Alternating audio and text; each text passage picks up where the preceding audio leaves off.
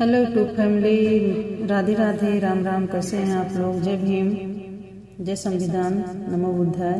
मैं किरण यादव अपने अवधी भाषा में एक भीमराव अंबेडकर जी का सोहर गीत लेके आई हूँ और जो गाने जा रही हूँ, प्लीज आप लोग इस सोहर गीत को शुरू से लास्ट तक सुनिएगा, तभी समझ में आएगा। और कमेंट बॉक्स में जय भीम जरूर लिखिएगा। जय भीम, जय संविधान। कहवा में जन्मे भीमराव त कहाँ वाज रविदास जी जन्मे हो हे सखिया। कहाँ जन्मे गौतम बुद्ध तो तीनों घर में सोहर हो लहो हे सखिया। कहाँ जन्मे गौतम बुद्ध घर में सोहर हो लहो। माऊ में जन्मे भीमराव गोवर्धन पूरे रविदास जी जन्मे हो हे सखिया। लंबिनी में जन्मे गौतम बुद्ध तो तीनों घर में सोहर हो लहो हे सखिया। लंबिनी में जन्मे गौतम बुद्ध तो तीनों घर में सोहर हो लहो। कहवा में जन्मे भीमराव तो कहाँ रविदास जी जन्मे हो हे सखिया।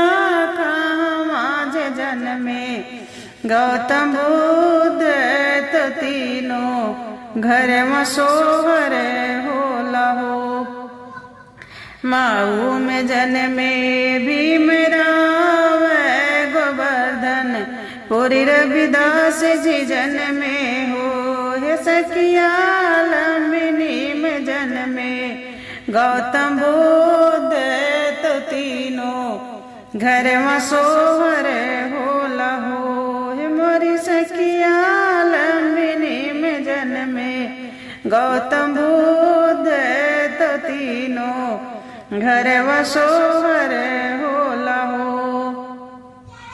के कर हमें ललना भीमराव के कर ललना रविदास जी हो हे सखिया। के कर ललना हमें गौतम बुद्ध तो तीनों घर में सोहर हो लहो हे ललना हे सखिया।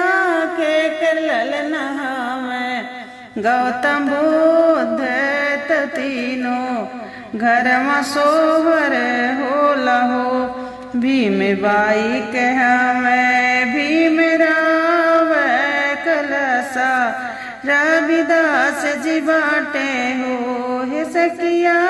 महामाया जी के गौतम बुद्ध तो तीनों घर में सोहर हो लहो हे सखिया।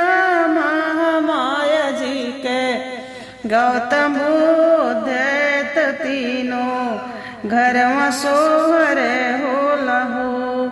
भीम बाई के हमें भीमराव जी तो कल साके रविदास जी बाटे हो हे ललना।